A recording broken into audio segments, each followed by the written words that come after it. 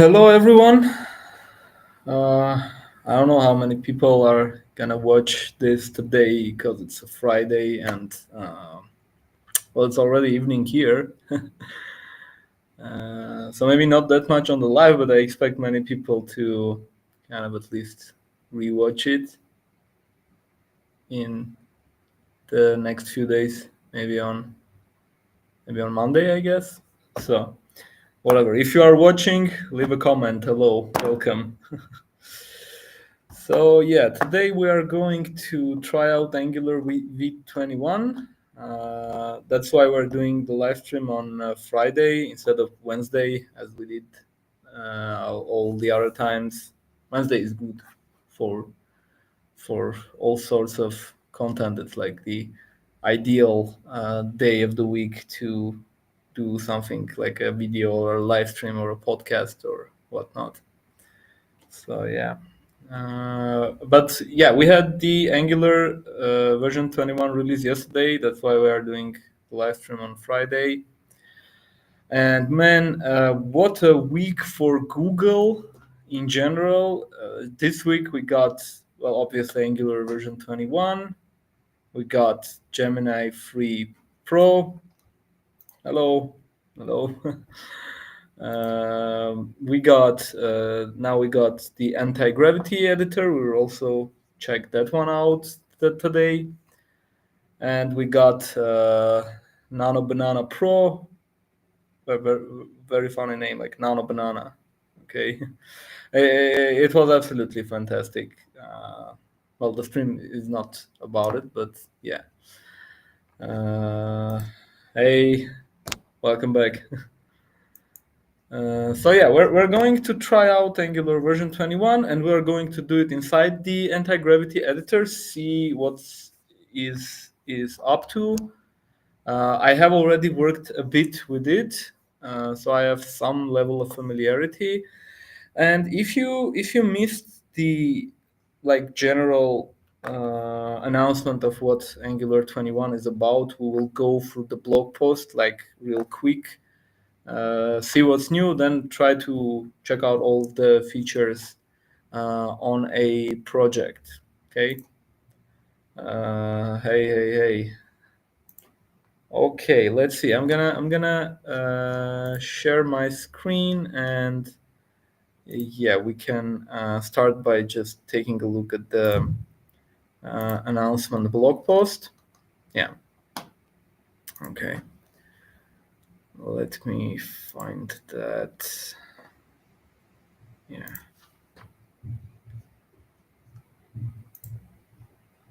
Okay.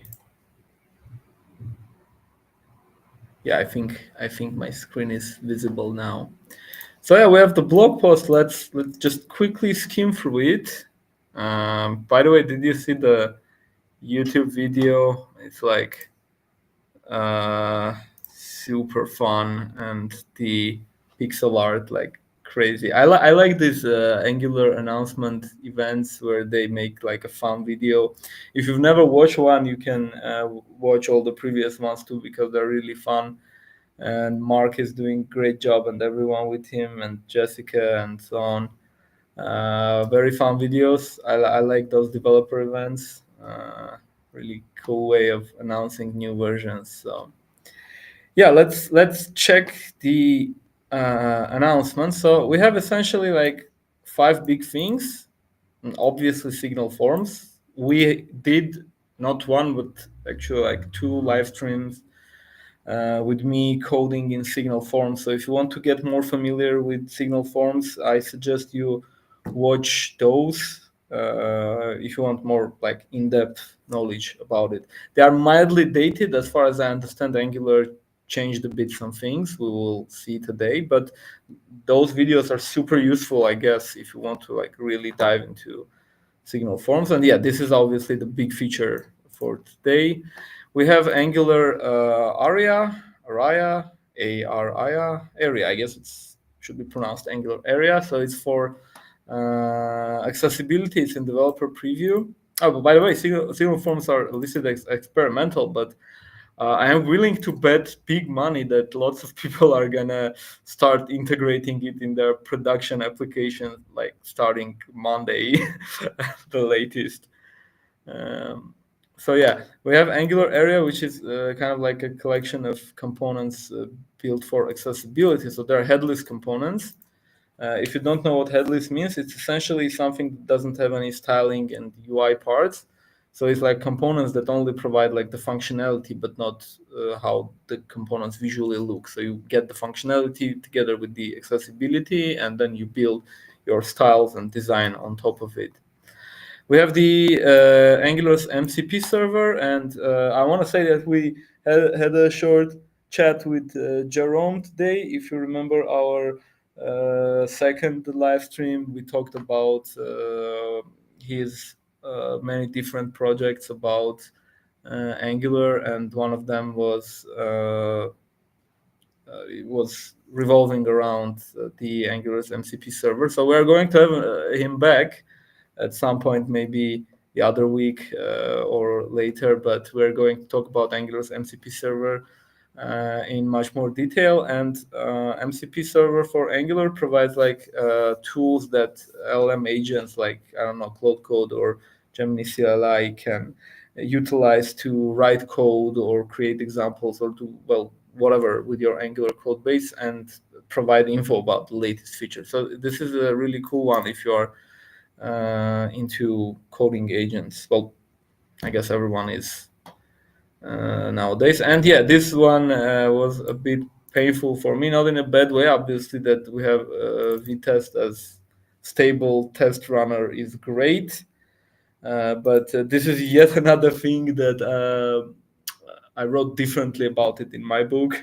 I wrote about Web Test Runner, which is mentioned in this article, that it was one of the options that Angular was exploring. They were thinking about using Web Test Runner as the default test runner, but now it's vtest, it's confirmed, it's the default, it's stable. And I'm very glad that I wrote only like 1 or 2 paragraphs about Web Test Runner in my book. So that's not a big deal, but it's great that we have now a new stable test runner, and it is a tool that is so loved by the community. And yeah, also a big one, and kind of I think a bit funny about it, because the previous year or maybe even like 2 years, we were talking about, oh, when is zoneless coming? When we'll be able to build applications without including Zone.js and so on and so forth. But now today, this big thing, this huge thing that Zone.js is now not included, that applications are zoneless by default. This is a moment that we waited for so long, but this is completely, in my opinion, overshadowed by the very first like signal forms now. They just simply have way more impact, I guess. If you disagree, feel free to leave a comment. But I guess this is actually, this being like the very last point they include in this, is it's not bad, obviously, but like Angular is moving forward so fast that this highly anticipated feature is now just like, yeah, and you know what? Also, Zone.js is not default. Now zoneless is default, right? Yeah. So that's also kind of fascinating. So about signal forms, well, here's a simple example. We'll code a bit more when I spin up the editor and make a new project. So essentially, quick explainer, if you don't know anything about signal forms, it's a new approach to building forms. You don't need template-driven forms or reactive forms. This is a different approach where you can use signals as a description for what your form should be like.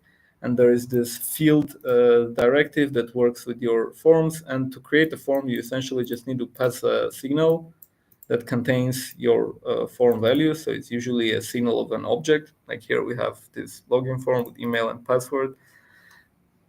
And this adds a lot of powerful things. This is completely decoupled from the previous form approach, from both reactive and template-driven forms. If you have a new project, you can, well, it's experimental now, so I'm not suggesting you write signal forms and push to production, but well, if you really want to, I'm not that strict in that regard. Like, yeah, if this feature is great, it works for us, we'll know it will become stable, we're ready to take the risk, whatever we could do it.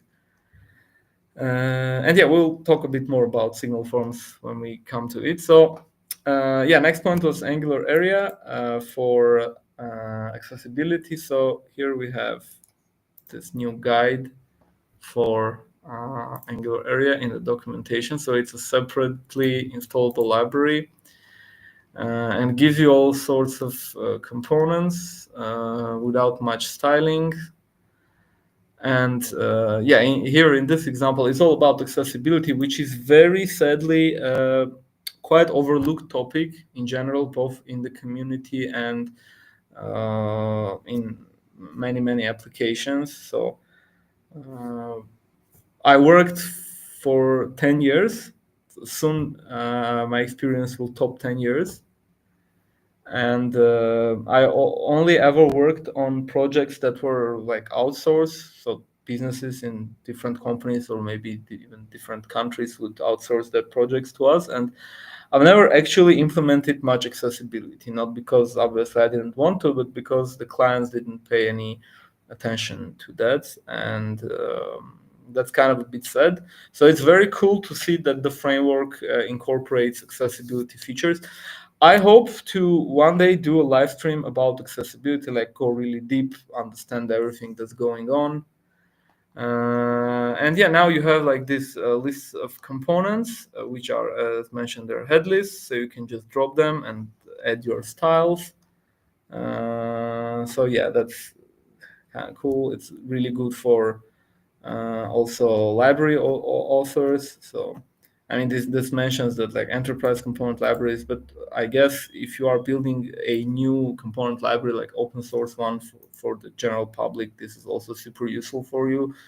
Most libraries, thankfully, have a pretty decent support of like accessibility features, and I guess for them this could be a good direction to take if they want to simplify things. And this is also very good for people who want to maybe come up with new libraries.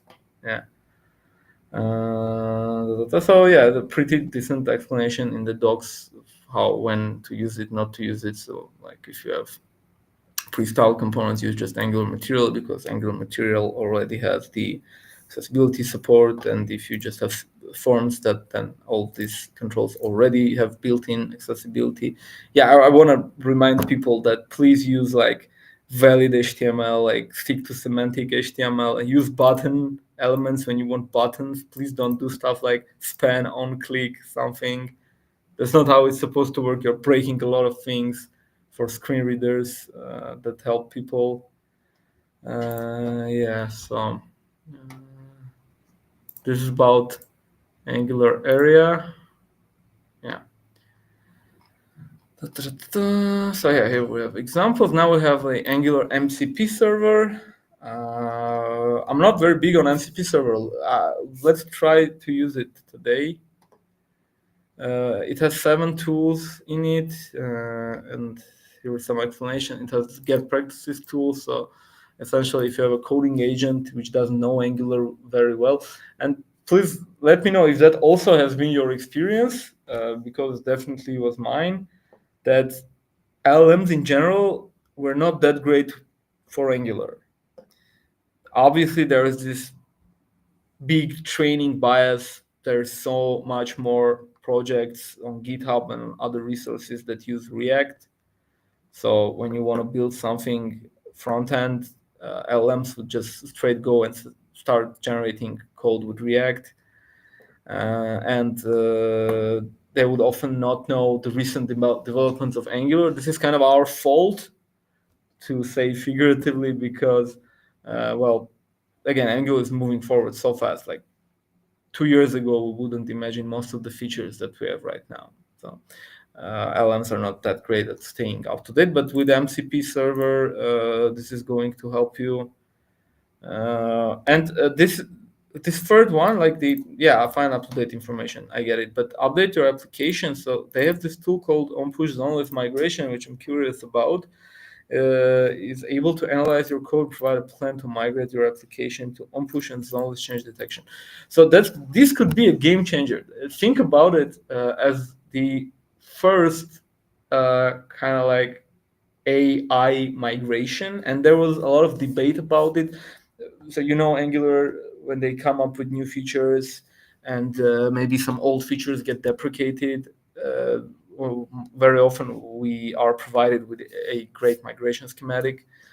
We had it for signal inputs, we had it for standalone, obviously, absolutely fantastic migration schematic. And also, a great one was the control flow, like migrating from ngIf, ng-switch to the new control flow syntax. But all of those were like pretty, I don't want to use the word simple, obviously those are not simple migrations, but they were straightforward in the sense, like if you take the control flow migration schematic, what it does is just searches for your usages of the control flow directives and replaces it with some logic. Obviously, it's not that simple. I'm simplifying a bit, but it's straightforward. So you can just code up a schematic to do that. With on-push and zoneless migration, it could be way harder because there are so many wild scenarios. Zone.js was trying to do so many things for Angular. If you don't know how Zone.js works, essentially like what it does for Angular, Zone.js, some people confuse it with the change detection itself. Zone.js doesn't do change detection. Zone.js tells Angular when to do change detection, and usually it's after like asynchronous events that you are listening to. So for example, if you have a set timeout, in your set timeout you can change your component state, right? You have a variable property and you can change it in the set timeout callback. Angular has no idea that property has been changed, but it needs to have that idea. It needs to know that, okay, this X property has changed. Now I need to see if the template needs to be updated, if the UI needs to be updated, if there are any bindings. And with Zone.js, what would happen is it would like monkey patch the asynchronous handlers for like set timeout or set interval and many more, and essentially like inject a bit of code there and say, okay, when there is a set timeout being resolved or a promise being resolved, let's tell Angular that there is a possibility that something has changed. And then Angular will start the change detection. Obviously, it isn't the most optimal thing that you can do. Zone.js itself is yet another dependency that needs to be maintained, that will have its own bugs and issues and can cause its own problems. And change detection is also, in that scenario, kind of dumb, because in most scenarios it will just say, yeah, okay, I need to change every single component and see if somewhere this set timeout or this promise resolution changed something in the UI, so I can update the UI. It's not very optimal, we all know that. And in zoneless, we essentially say, okay, just use signals.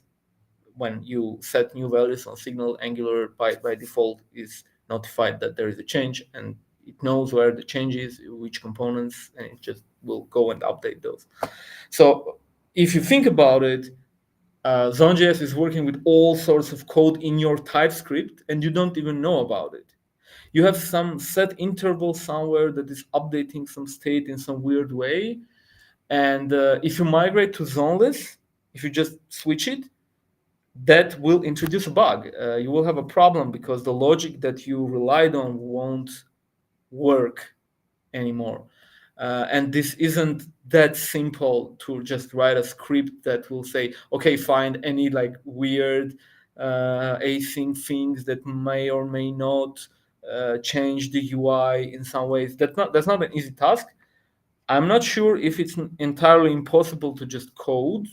Maybe that would be a complex schematic. Maybe it's possible to just write a schematic. I'm not sure, but it's definitely hard. There's lots of factors to consider, so it's definitely way more complicated than like the control flow migration. So in this sense, using AI kind of is a great idea. Like, okay, we have LLMs, maybe they can go through your code and figure out if you have these weird usages of async things that could impact you migrating to zoneless. So yeah, maybe we can also try this one out. I need to figure out how all of that works. And yeah, it says you can teach you Angular. Well, we all know Angular, right? Already. But yeah, this is great for newcomers. Angular is doing a really good job at making the framework more and more like welcoming and beginner friendly. And this is also a good step. Like if you're new to programming and you're looking into front end development, Angular can now be very like friendly place to begin. We made the framework so much simpler, and the learning curve, I am pretty comfortable to say, is way smoother now. I guess it's easier to get into it, and yeah, having like these AI tools also helps a lot. And yeah, of course, it also keeps you up to date with the new stuff. So I guess, yeah. Da, da, da, da, da. Vitest as the new. Well, yeah. Nothing much to say about like Vitest, obviously, in terms of, as far as I understand, this isn't impacting your tests in terms of like you don't really need to change much in your test code. It's a default, so you just run your ng test commands. Oh yeah, they now have. Oh, interesting. They now have the updated unit testing documentation too.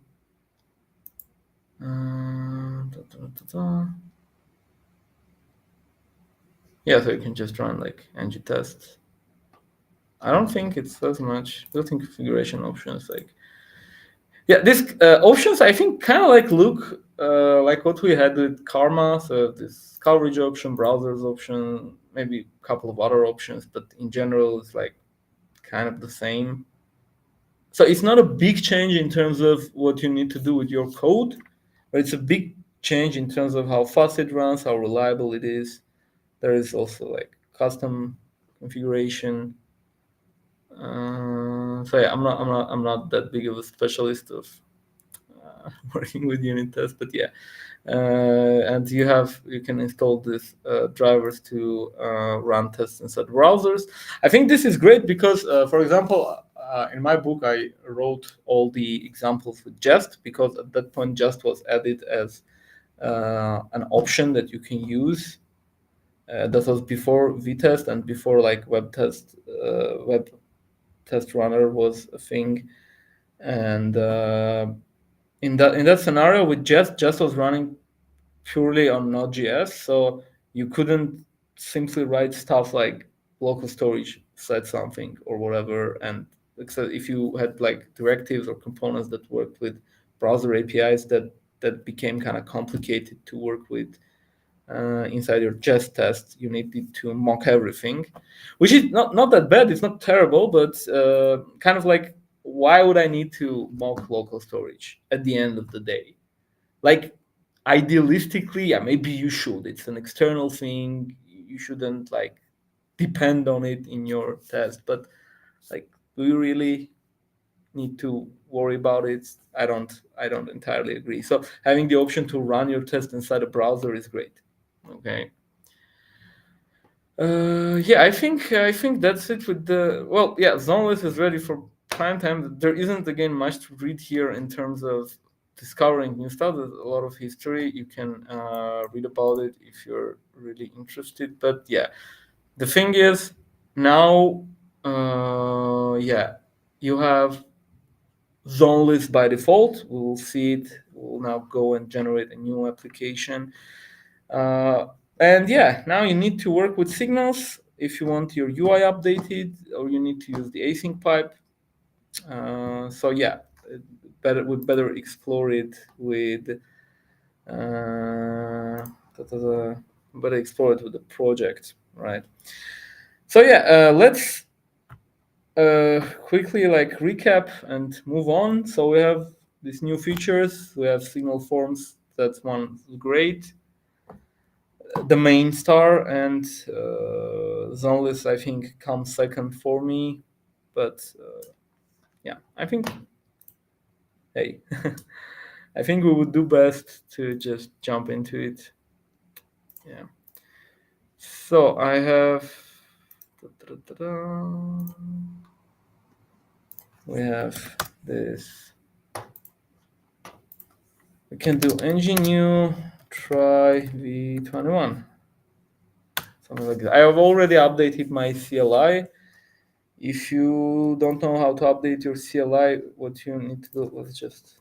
Oh, Tailwind CSS is added here as an options for your style sheet. Is that something new? Because I don't remember it in Angular v20 or older. Okay, I'm not a big Tailwind guy in terms of I don't know it that well. So let's go with SCSS. No server side this time. Well, AI agents, we have Windsurf, agents MD, Cursor, Gemini. So Gemini is about Gemini CLI, right? So we don't have anti-gravity here. I guess we can just do like, I don't want to do Copilot because I'm not really using Copilot. Okay, let's do none and then just come to it back manually. So what was I saying? If you want to know how to update your CLI version, you just run like npm update -g Angular CLI, and it will update your global version. And then when you generate a new project, it will now do it with the latest Angular version. Yeah. So the project is being generated now.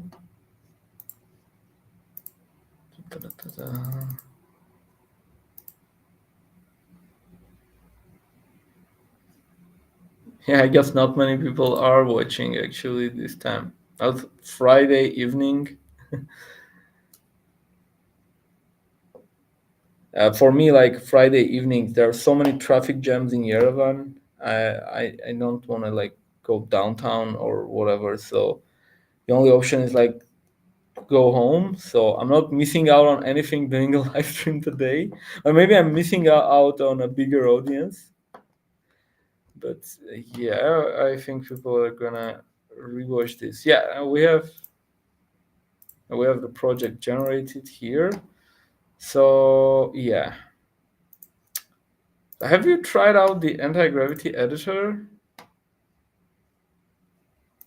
Well, it's obviously a VS Code fork, which makes complete sense. I'm not judging anyone for it. There's so many VS Code forks nowadays, it just makes sense. It's like Chromium, okay? It's very good at its job. It's very familiar to many people, so why not just build stuff on top of it? The UI is essentially just like VS Code, but it seems kind of a bit more like slick to me. I don't know. I kind of like it. So let's do work. Try x21 select folder. Oh yeah. So this is our new Angular project. Let's quickly look through it. Let's go to main TS. We have Bootstrap application, and we want to install the recommended Angular language service extension. Wait, I think when I installed Antigravity, it asked me about migrating my settings from VS Code, and I think it did it, but obviously I did have the Angular language service. Why does it ask me if I want to install it again? Okay, whatever, let's install it again. If it was not installed previously, we can just install it now. Okay, we have it. Project Workspace is using a newer version of Angular than the language. This may cause the extension. Yeah, whatever. So yeah, one thing you can notice here, well, maybe not here, but here in the app config, in the previous versions, you might have noticed that you have this provide zone change detection. I think it was like provide zone change detection. But now, and you had to like manually change it to provide zone list change detection, to have zone list change detection in the previous versions. Now it's by default, so you don't have anything here. You're just your routing and also this global error listeners. I'm not going to dive into it right now, but yeah. So this app is zoneless, and we have the app TS. By the way, another thing that kind of bugs me because I'm so used to seeing like app.component.ts, and now it's just app.ts, and sometimes it's kind of hard for me to find it. with a lot of HTML. I'm gonna just go ahead. Okay, maybe I'm just gonna go ahead and run it and see if it changed anything in the initial like bootstrapping. Oh, there are actually lots of people watching it. Thanks for supporting me. It's probably because some people are currently watching the Angular Air stream. Oh, I didn't know I was conflicting with Angular Air. Wow. So yeah, thanks people. This is really encouraging. Thank you. Thanks a lot. So yeah, let's just continue with our stuff. Yeah, we have it running. So yeah, it's just like what we used to see. And it says prompts and best practices for AI. Let's open this page for a moment, and maybe we'll come back to it when we try to figure out the MCP. So here's the hot take. If you have been following me for a while, you know that I have this hot take. What I'm gonna go and do is like delete this app.html and also delete this app.css. Maybe I won't touch the spec file, but I like my components single filed. Okay, so yeah, this is what I like. Yeah. Web browser outlet, I don't care for it, but let's just keep it here. So yeah, we have it. Yeah. Signal forms. By the way, this UI is a bit sometimes kind of confusing to me. Like in VS Code, I used to have a button here that, like right now, the editor is suggesting that I delete this line. I agree with it. And I know if I press tab, it will go ahead and do it. And this looks kind of better than what you would see in VS Code. So in terms of like UI, for me, Antigravity initial impression is kind of better in my opinion. But some moments are still mildly confusing for me. So what I'm gonna do is like, yeah, somehow this button is here. I thought it was going to be somewhere here. Yeah, okay. The completion works fine here. How about we ask Gemini Free Pro High, whatever that means, to create a login component for us. Create a login component. Simple. Let's see how it works. It has a planning mode, so you have like fast and planning. Let's do it with planning.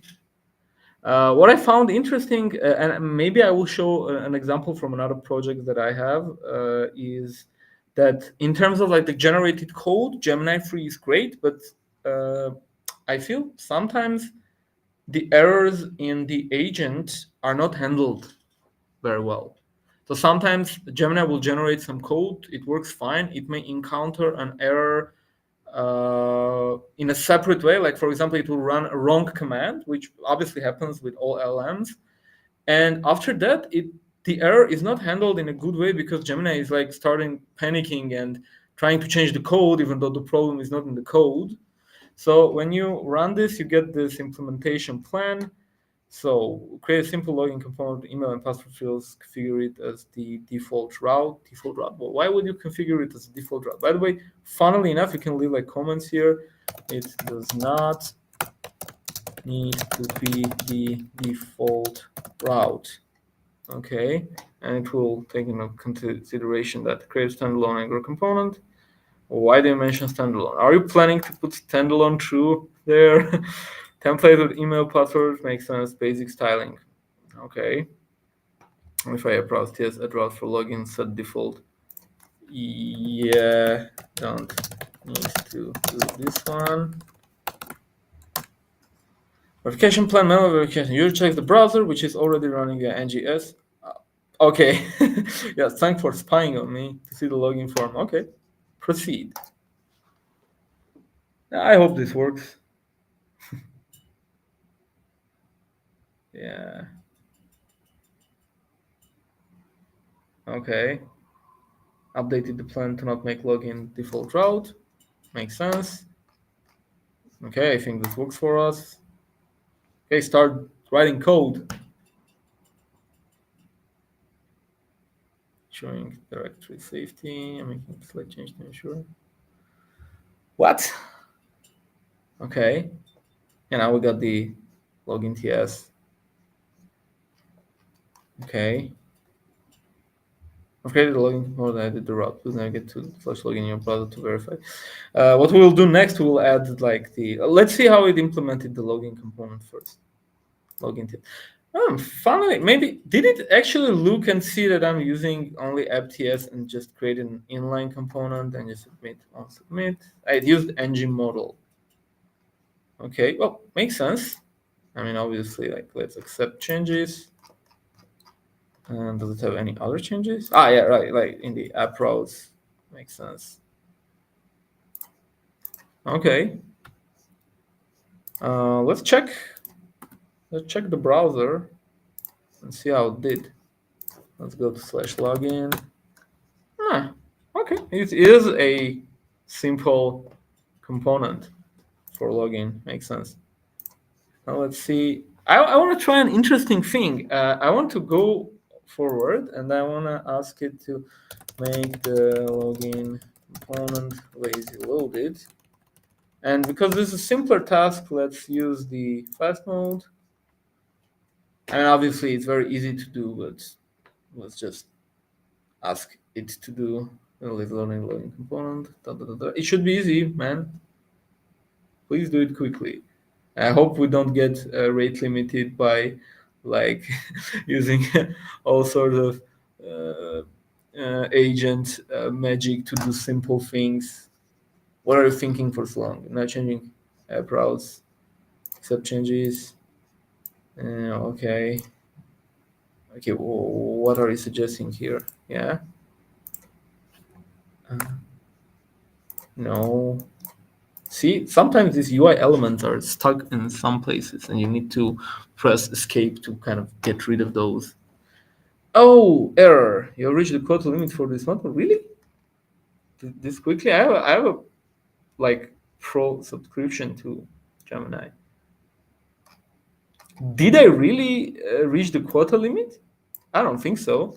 Maybe it's only for pro high. We can use like pro low. Well, we could just use Cloud Sonnet, but I don't think we're gonna do that today. Okay, so okay, it did this. So now let's open a new one and say add also a registration component. Let's have that one too.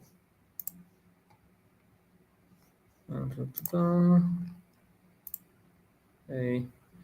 I'm just trying to figure out how consistent it is. Like, will it do lazy loading because the other component is lazy loaded? Let's check. Oh no, you can prompt the model to try again, or what? Model provider overload, of course, everyone is doing. Are there so many people using Gemini Pro free right now, or even like Antigravity? Let's do Gemini Pro low, and let's try again later. Let's just copy this and use the other one, and also registration component. I also noticed that it kind of keeps context between your chats, not necessarily in a great way, because like on a previous project, like a project that I do at work, I had it's a backend project actually. It's in Node.js. I had a caching functionality and I had some HTML files. I asked it to do something on the cache, and it didn't do a good job. I canceled it. I rolled back all the changes, opened a new chat, and asked it to work on some UIs, and it did a good job with the UIs. But then after that, in a new chat, it somehow was like, you know what? I didn't do a good job with the caches in the previous chat. Let me try to also fix the cache. Like, man, who asked you to do caches? I asked you to do some UI. But yeah, we got this here, and we got registration TS file. By the way, here's a question for viewers. If you like me, prefer single file components? Do you do them inside of folders because you also have the spec file? And if you don't do tests, like for whatever reason you are not writing unit tests, do you still do like a folder with one file inside of it if you're doing single file component? So here we have, like okay, good. I think so. So let's see, you did a good job in terms of like UI consistency. I have like register, I guess. No, not register, like registration. Yeah, actually, I think these two components look kind of like each other. Nah, not really, like, nah, in a way, but not necessarily. But yeah, it kind of like, I can live with it. But also, actually, if you are being fair, the registration component was generated by a different model, and for the login component, we specifically told it to do like a simple version. So I think I'm mostly content with what it does. But now what I want to do is I want to go forward and ask it to change both registration and login components to use signal forms. Let's see how it handles it. So wait, this one doesn't have a planning mode? Wait, how about we just stop it for a moment? Let's open a new chat and ask it to actually do some planning. Yeah, no, the Gemini Free Pro low model. By the way, I have no idea what low and high means, but I guess this one is smarter or maybe does like more reasoning. I don't like these names because it reminds me a lot of like from the OpenAI models, which have like Codex 5 or whatever, low, high, this weird naming. But yeah, we're using this low version, but with planning. Let's see what it suggests. Will it try to dissuade me from using the signal forms because it's experimental, or does it actually know about it? What? Why? Why did we get rate limited again? Nah, man, this is too much. Like, why did we get an error? Let's close this for a moment and we can retry it. See, that's what I was talking about. Like, when it works fine, but error handling is not that great in the agent mode. So I expect improvement in this regard. Well, if it refuses, we will just do it manually. Or maybe we can just switch to VS Code, because I definitely want to try the MCP server next. Let's see how easy it is to use the MCP server if you are doing if you are completely unfamiliar. Like, error. What error is this? We have some error here. Error encountered. You've reached the quota limit for this model week. But now it's generating something. I have no idea how this agent works. Why did I have? And now we have like, okay, import signal from Angular core, convert email and password to writable signal, update the on submit.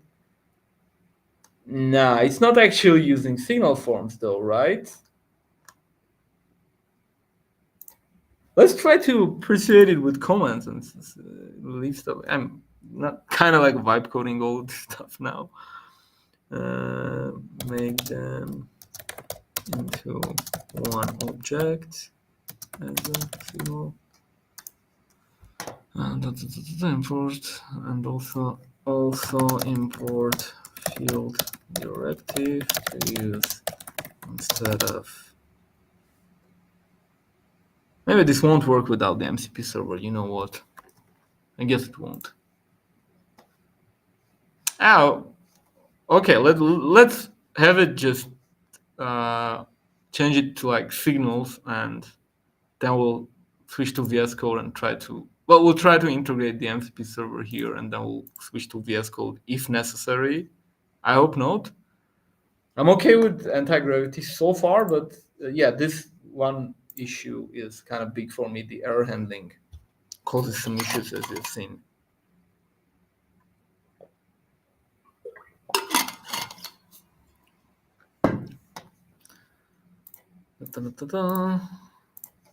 We have a new plan. Import signal, create signal, form signal containing full name, email, password, confirm password. Okay. Proceed. Please work.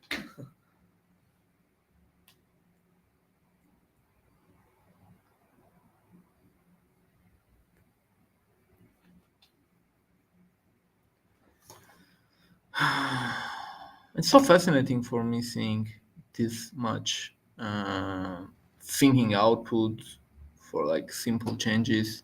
I mean, it makes sense if it helps. No. What is it doing?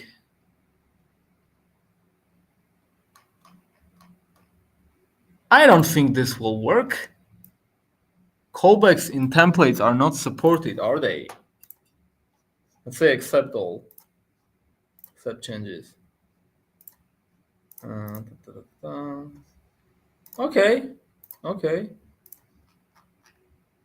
What else are you generating? This is so confusing.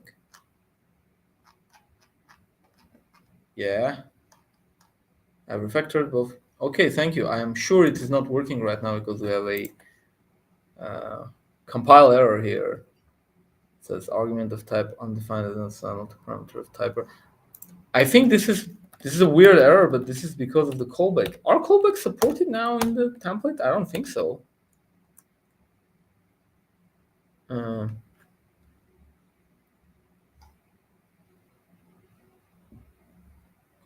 But what's the error here, though?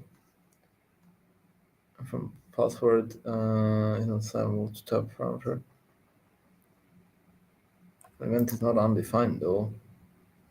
Yeah, I think it's just actually a syntax problem. Yeah. Okay, we now have a problematic code base, but we can try to salvage it with the MCP.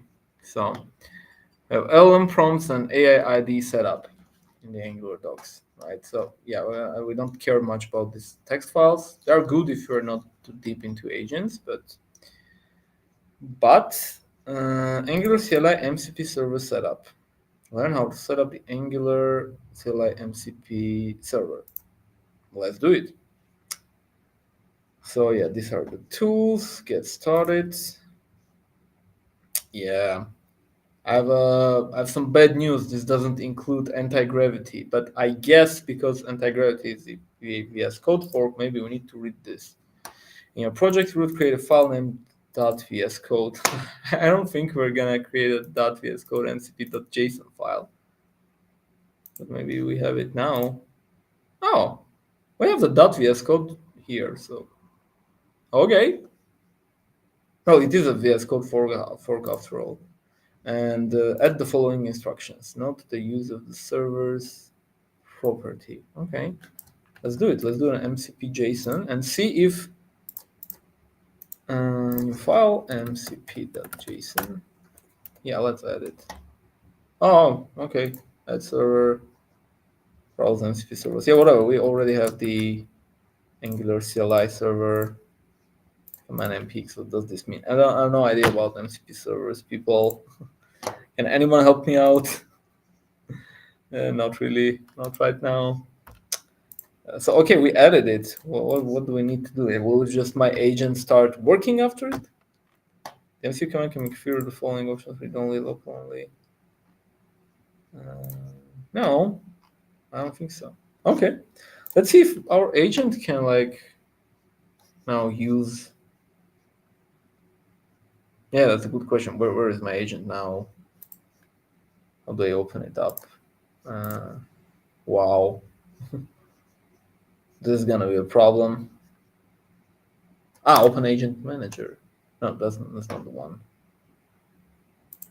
Clickish. Oh, interesting. I can access all my conversations here, and now it's hung. How do I think it has some performance issue right now. Oh no, man, this is not great. Wow, it died.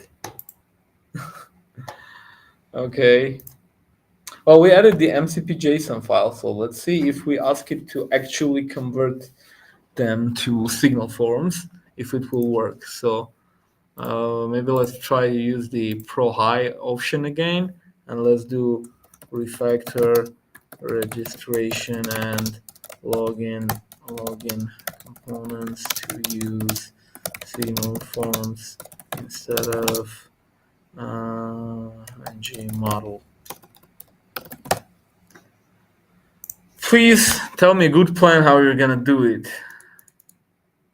And you have now the MCP stuff, so revising component logic. Does it actually access the tools? I'm trying to test refactor login into signal forms.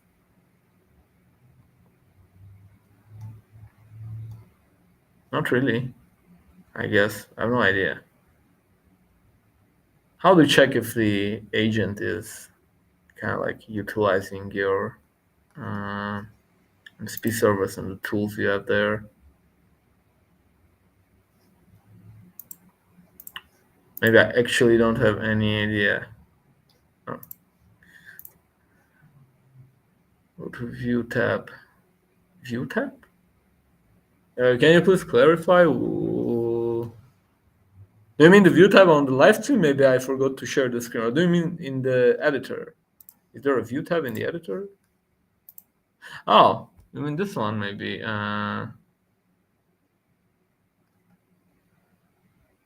But what do I do here?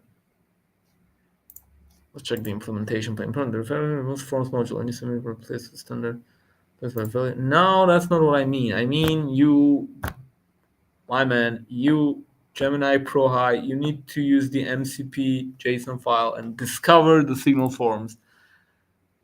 Yeah, I definitely am going to do a session with Jerome again, so he can explain to me how I'm supposed to use the MCP server. Anyone care to weigh in now? Actually, let's retry it with Copilot. Okay, let's forget about it. Let's stop this and go to VS Code and open this folder. Let's try 21. What folder? Okay. Okay, here we have quotes on that, but like whatever. I don't care. I just want to figure out. Well, now this does have the MCP JSON already. We added in the other editor, and if we do like let's also add the context. This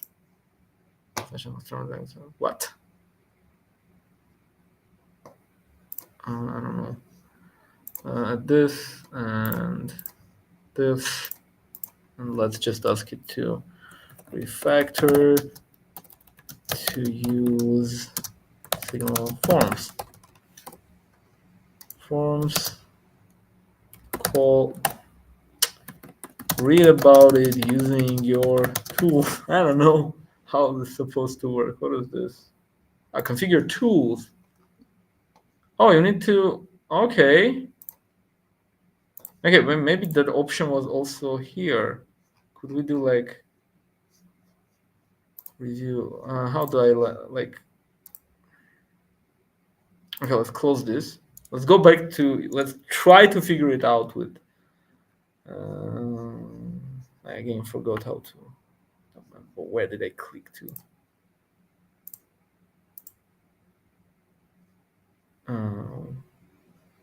Maybe we need to, let's also quickly update it. I hope it's really a quick update. Shared background plus terminate unexpectedly. Maybe it's not a good idea to open these two together. Do you need to click on start on the MCP JSON? Maybe. As soon as it restarts, I will try it.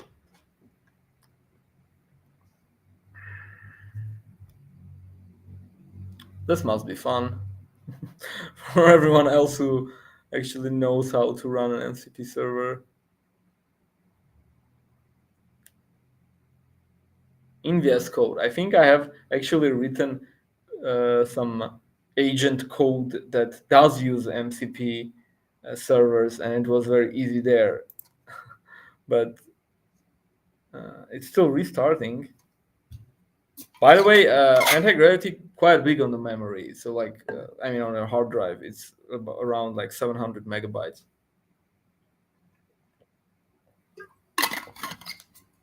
Okay, it restarted. Let's see what's going on there.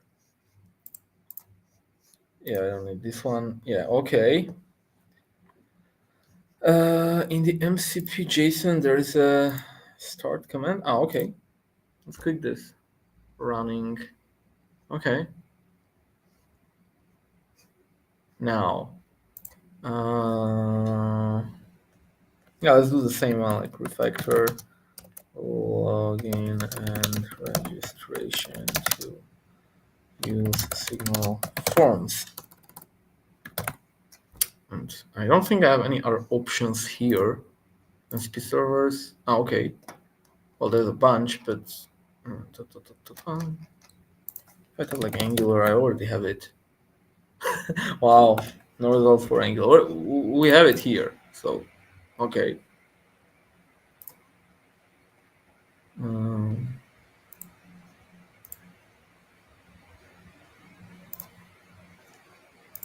Let's be like Angular.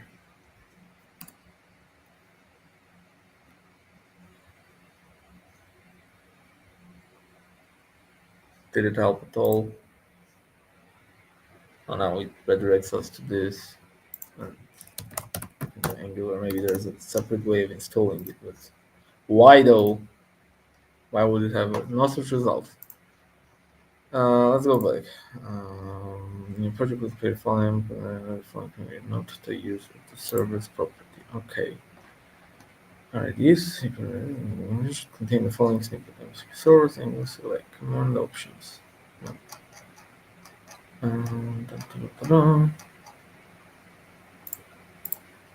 Okay. So what is it doing now? Okay. Don't fill in the set of single objects. Yes. No, that's not what I want. Is this actually running? It says running. 6 tools. More. Configure model access. Pick the models and you select can access the MCP sampling. But there is nothing here. I need to type something. Gemini. No, maybe that's not what I'm looking for. Tools.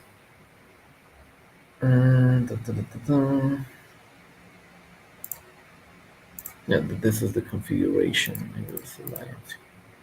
Maybe this only works for Angular CLI commands. I honestly do not understand that. Okay, let's go back to VS Code and see if VS Code can actually handle it. Well, yeah. Yeah, we have this here. Configure tool access. Angular CLI. Okay. Make triangle also to NX and no, not right now, man. Let's see if Cloud Sonnet would handle it using the Angular MCP server. Suspense. Oh, it's not doing planning, right? Though. Pure factor this component using Angular signal-based forms. Okay, very good. What? Run search Angular documentation? Yeah, go on. Now we're talking. See, I don't think this is a problem with like allow. Yeah, whatever. Nice. Now it's doing what it's supposed to be doing. First version 21. Yeah, very good.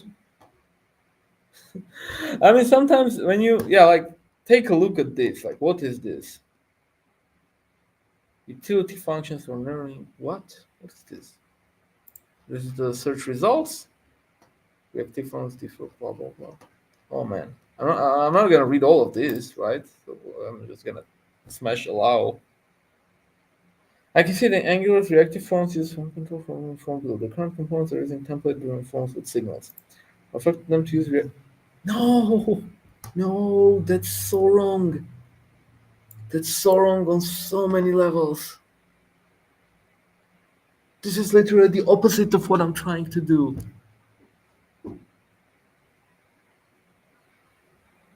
Look, I'm not an AI doomer, okay? I believe when you give the right tools and the good context, you can have good results. But like, oh man! But it actually is it the MCP server problem or like it did the search for Angular documentation, signal forms, form control form group. Why did it do this search? Ran list Angular projects and okay. Rely MCP server include token type forms. So weird. I was promised signal forms would be available to me via the MCP server. Forms also for Angular return line documentation, and it's all about reactive forms. Okay, let's undo all of this. Like, yeah, I don't want this. And let's retry. Okay, let's retry. Let's this time using Gemini 3 Pro. This somehow in VS Code you don't get Gemini 3 Pro high and low. You just get Gemini 3 whatever.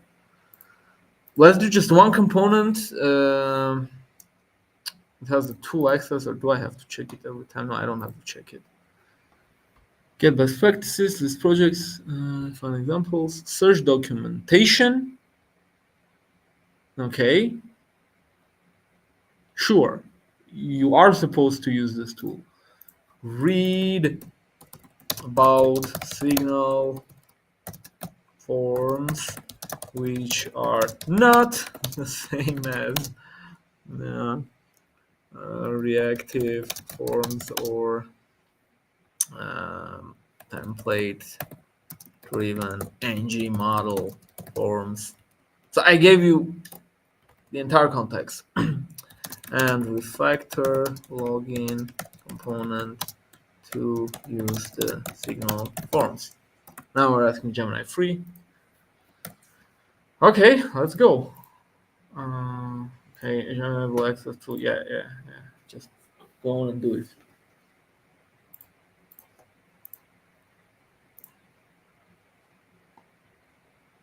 Oh.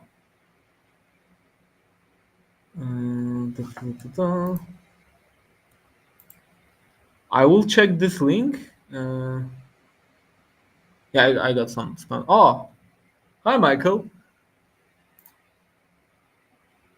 The signal forms MCPPR is still a draft. IDK. Oh, now it makes sense. No, it makes sense.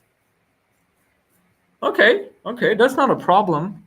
I mean, it's just I'm actually clicking allow still in VS Code, just for the fun of it. Let's see what it does. But actually, what it says here, man, it outputs so much text that it's so. I just confirmed the existence of forms with signals in Angular, which appears to be recent feature like V20 or later. Yeah, bro, it's version 21. You missed it.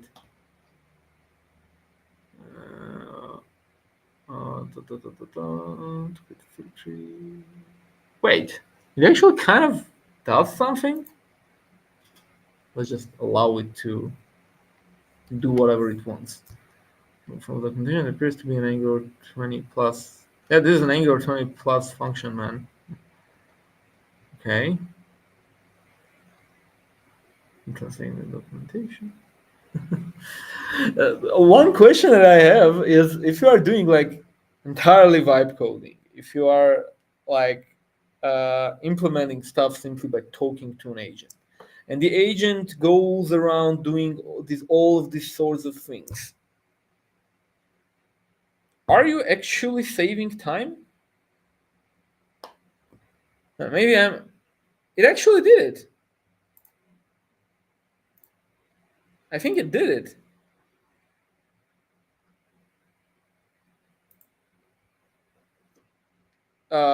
Michael, care to comment? It actually found it and implemented it, searching the documentation. Gemini 3 in this instance kind of did a better job than Claude Sonnet, because it implemented the signal forms. Yeah, we have this. Nice, nice. Now we can actually ask it to also do the registration form.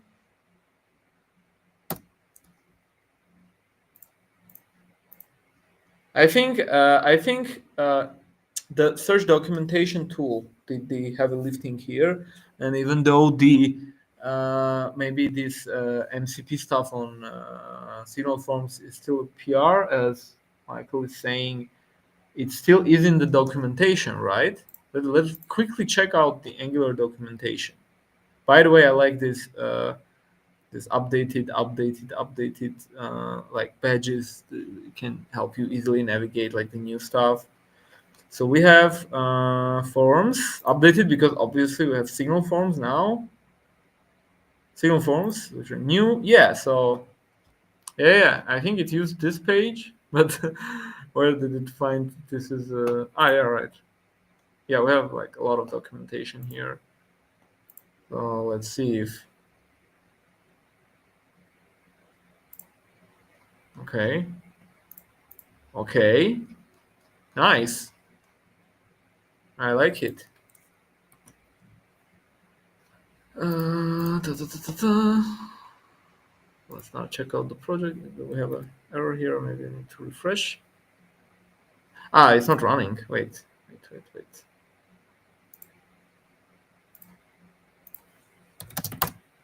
Let's just run it and see if. Okay. Let's go to register. It wasn't register. I did registration. Wow. It actually did it with signal forms, and it did a fantastic job. So, as I actually mentioned, now I'm more kind of leaning into that opinion. Like anti-gravity, flick design maybe works, has a problem with all the error handling, and the MCP integration stuff wasn't smooth, as you saw.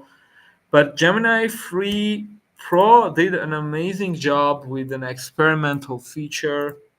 I think it kind of just works. Yeah, let's check like some of the stuff that it generated. Okay, it used the track here, and everything is correct. It's all like modern stuff. Okay, everything is correct here. If you watch the previous live streams on Signal Forms, you might remember how much I suffered with like, do I need to put this bracket, or do I not need to put this here, or maybe not this here? But appears that Gemini Free Pro just read the documentation via the MCP server and generated completely valid code that works based on Signal Forms. That's kind of great. Oh yeah, it absolutely it does work. Great. Wow, does the same work for login? Yeah, email is required. Wow, that's great. We figured it out, people. We figured it out. I like. I think Gemini Free is very promising for me in terms of like coding.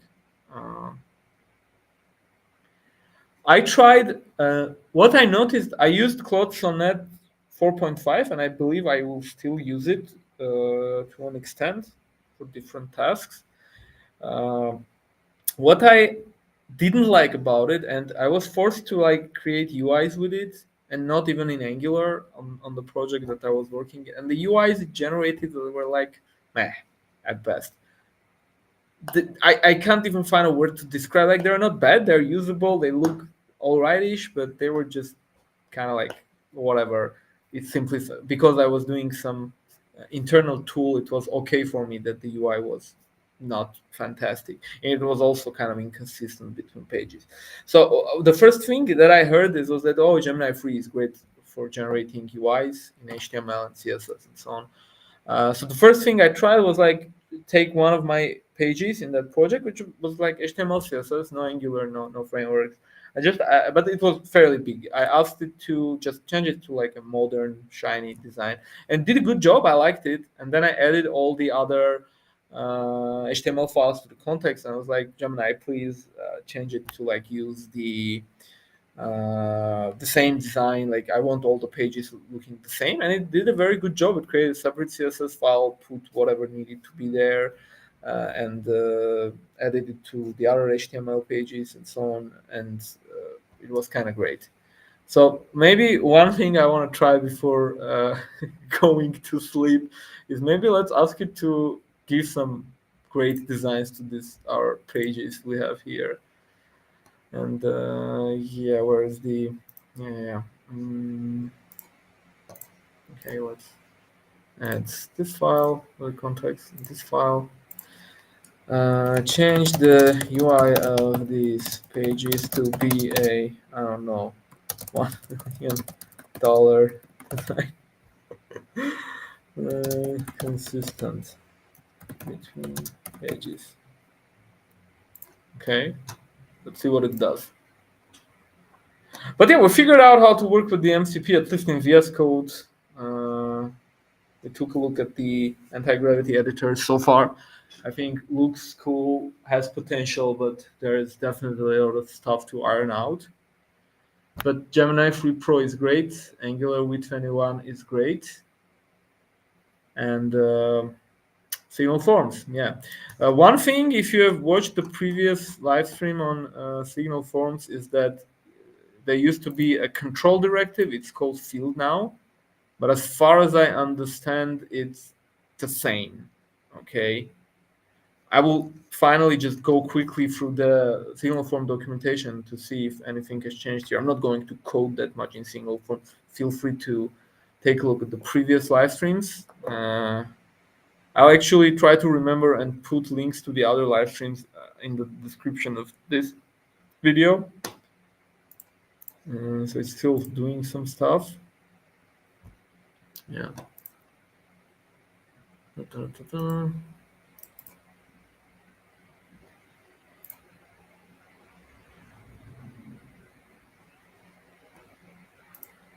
Yeah, I think it's kind of okay. The UI should now look much more professional and high-end. Interactive buttons, responsive layout, visual depth, modern typography, consistent theme.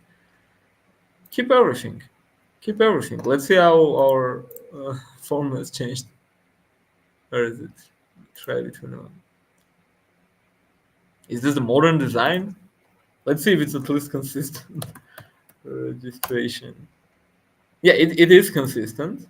Well, it's not terrible, obviously. It has this weird animation. By the way, yeah, super consistent, right? It has like animations and stuff, but it looks kind of dead a bit. Okay, let's do something like make more shiny colors. I'm so bad at UI. And make it more slick.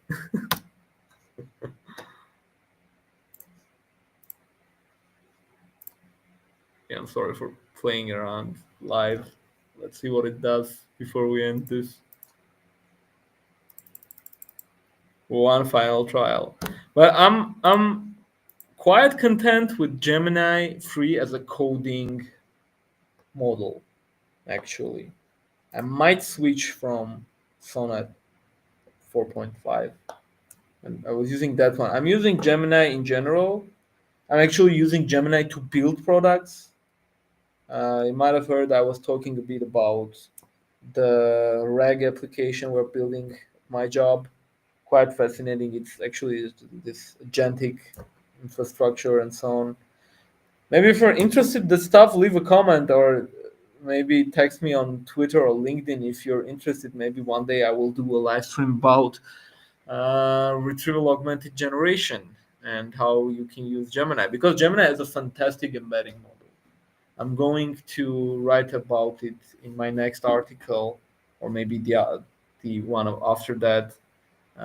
If you're not familiar with those, you can check if you're interested in generative AI inside your products. I have 2 articles, Angular plus Gemini, where I explain all the stuff about LLMs that you probably need to know if you want to build with them.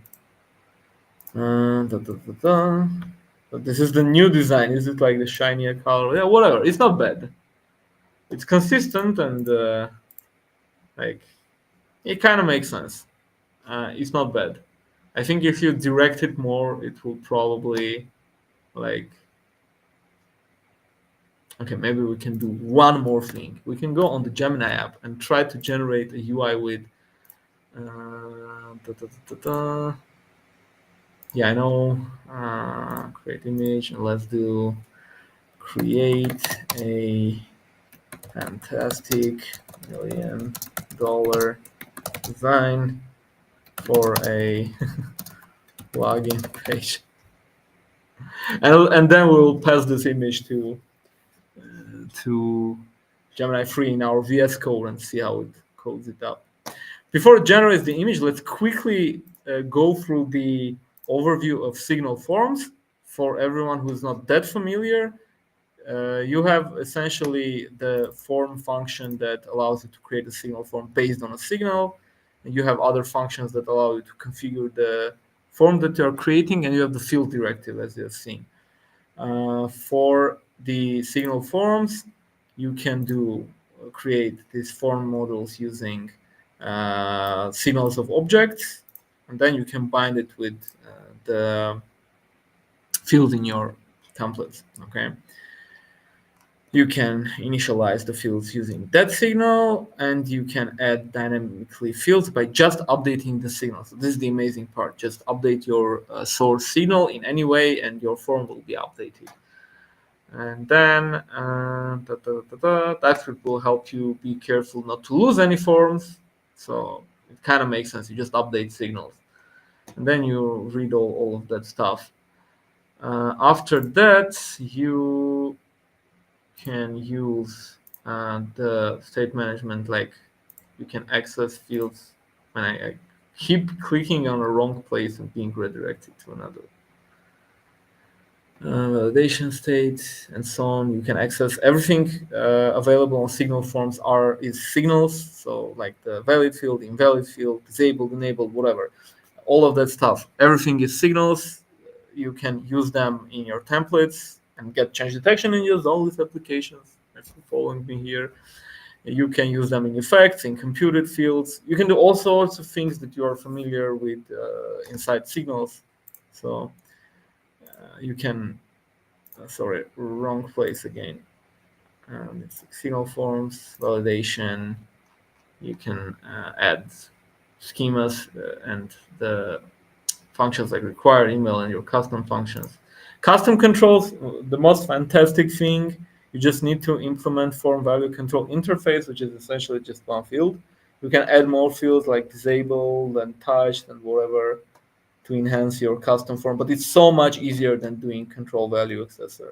Again, covered in depth in the other live stream. Comparison with other form systems. Wow, this one is interesting. There's an interesting page. Angular provides free approach. Now it's free. Yeah, fantastic. By the way, what are your bets? In like 4 years, are reactive and template-driven forms gone for good? Do you want that, or do you think they still have use cases or whatever? My personal opinion, at some points they're gonna go. Signal forms are just so good. Quick comparison. Source of truth. Use defined writable signal model. This sounds kind of hard to comprehend for me at 10 p.m. Type safety. Inferred from model in terms of signal form. Explicit return for template-driven forms. Minimal. Makes sense. Schema, signal-based state management, observable-based for reactive, for Angular managed for template-driven forms. It's a kind of a big way of saying you kind of need Zone.js for this one. In some cases, like if you have a zoneless application, and you have a template-driven form, so essentially it's not signal, it's just an object with some fields, and you wanna, like, for example, asynchronously load the initial values of the form. Like you go to the edit product page and you make an HTTP call, you get the product values. You want to show them in the UI. It won't work if you're not using signals or some manual way of triggering change detection. If you are doing zoneless, so template driven maybe actually like. Although on the other hand, template driven forms also work with signals. So if you just do signals with template driven, maybe reactive forms will be first to go. I don't know, but this is a good table. You can check it out to like figure out. Oh, they have free examples like how you would implement a login form with signal forms or reactive forms or template driven forms. Although I will honestly say this is not an amazing comparison. Like it's a good example to get started. Don't get me wrong. But for reactive forms, you really, to be fair to every other form, in the reactive form section, you need like 300 like value changes dot subscribe with a callback to be fair to the other models, because reactive forms, man, they really get out of hand quickly. I mean, I'm not really sharing the screen. I'm so sorry. uh, I was well. I didn't. I hope I didn't lose that much.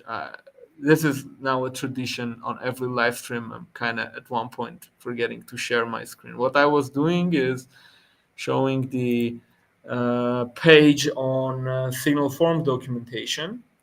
These other pages are fairly simple, like validation, field state management, blah blah blah. Just the description of how it works. But we have a page of comparison between the free form system, signal forms, reactive forms, template driven. We have this table that kind of shows the stuff like what is it best for, okay, and like the learning curve, reactive forms, medium, high, and like how would you do validation, template driven form, directive based, and so on. So this is like a quick recap. If you're just getting familiar with signal forms, definitely take a look at this table. And also you have like 3 different implementations. This is now so cool. This is really good. But I was saying that if you want to be fair for reactive forms, you really need to add a bunch of stuff here that says like this dot login form that get email dot value changes subscribe, and like a bunch of them to do simple stuff. So we can fairly compare it to signal forms, where would you in general would have something like a linked signal in another form if you want to achieve the same functionality. So yeah, but this is good. If you want to get started with signal forms, definitely start with this page. Take a look at the implementation of like the same component in all the 3 approaches and like key takeaways for you.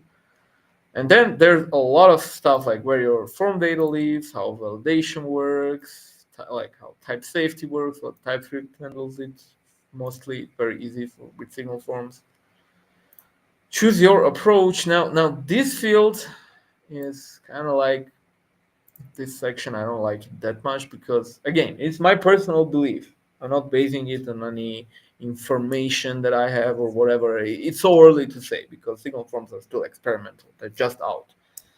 I believe in the future you won't have this page and maybe all these other pages. I believe these other form approaches will go away. But for now, use signal forms if you're building new signal-based application. You want type safety inferred, comfortable working with experimental features. We all are, aren't we?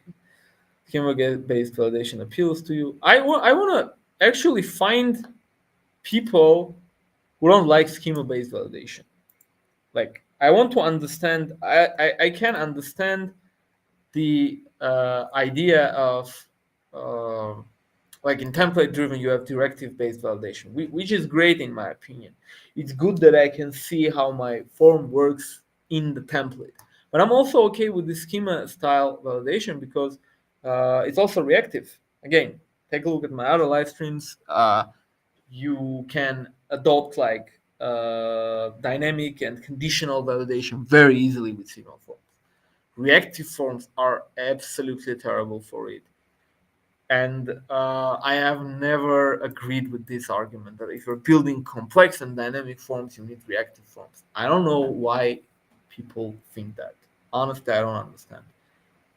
Uh, I get that with template driven you would get a bit more like friction in your TS, but man, no way it would be that hard. Like you sometimes would have with reactive forms with nested RxJS things going on.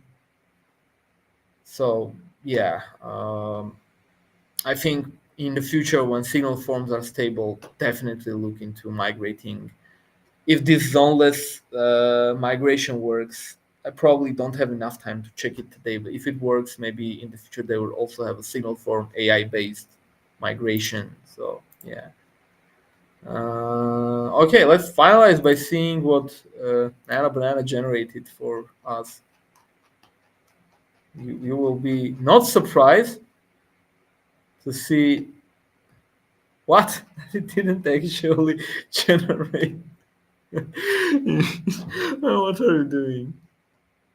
I, I I I asked you to create an image, create an image that shows a fantastic modern design for a login page. And somehow it didn't. You need to generate an image.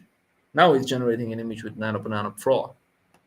Let's see what it comes up with if we can stick it into Gemini free in the VS Code agents and make it redesign our login page.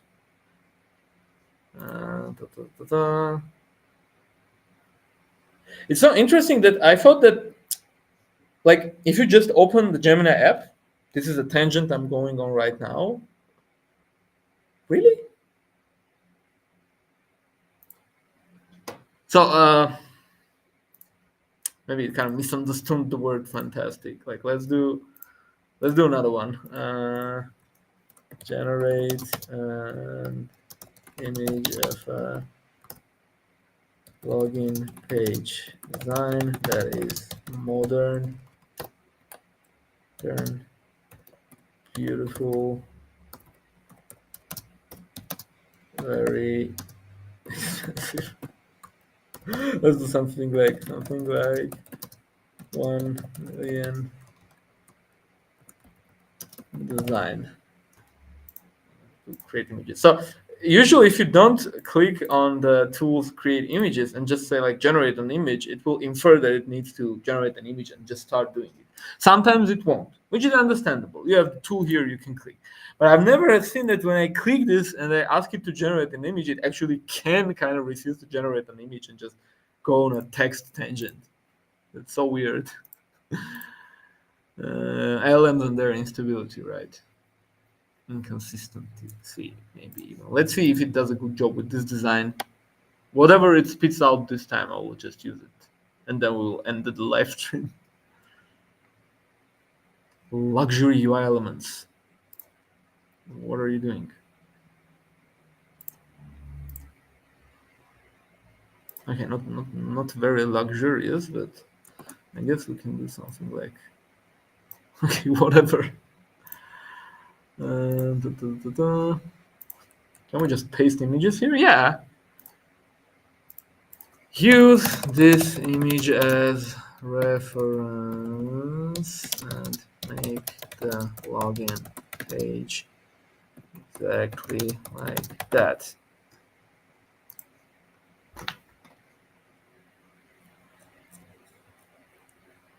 Dun, dun, dun, dun.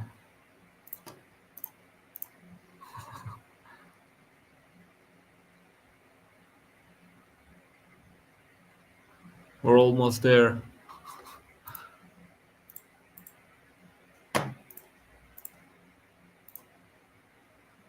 Structuring login forms, focusing on blah blah blah. The basic HTML structure. Well, this is obviously not an easy task. Like, think about it. You're front-end developers. How many times have you implemented like a new redesign of an existing page? It takes a lot of time and effort. So I guess it's okay that the coding agent will spend a lot of time thinking about it. But let's just see how it goes. But now I have a lot of CSS in my. Oh, see, not that modern in code. You don't need this in your styles option in your component metadata. You can just pass one string. Okay, it did something. Oh, it added an SVG here. Okay. Okay, let's see how it looks like. We did only the login page, right? Oh, let's compare. I think it kind of looks like it. Not exactly. Well, obviously the background image is different. Well, where did it take this background image from? Like, wait. Like, where is this background image? It's app login. This has no. It's something like, is it on the body? Is it the background image for the body? Where is this background image coming from? Let's see if it's like an image or no. It's like background image. There's a bunch of stuff. Nice, some sprite or whatever. Wait. Wait. So I did a decent job, in my opinion, of following this design. Not a fantastic job, but like okay-ish. Background filter, and this is it. This is it. Uproot. Do we have anything else here? It took some photo from Unsplash. Yeah. Okay. Understandable. Can we do like? Yeah, we can. We could ask it to do the same for the register page, but I guess it can do it in a consistent way. So it's 10:30. I got a bit carried away. So what we did today, we took a look at the Angular version 21, mildly touched the MCP server and also the signal forms. Again, if you're just joining, feel free to watch the previous live streams I did on signal forms. You will find way more information there. MCP stuff is cool, actually. We checked out the Antigravity editor. Kind of mixed impression, but very high impression of Gemini 3 Pro as a coding agent, as a coding model. Does a good job with UIs. Now Banana is fantastic, so it was a big week for Google. After all, so much new stuff coming out, and kind of like I feel like Angular is a bit overshadowed, but Angular v21, such a solid release. As far as I understand, not really like breaking changes, not much of them. Signal forms are going to be great. You can bet on how it will go, but I guess maybe next version it will be stable.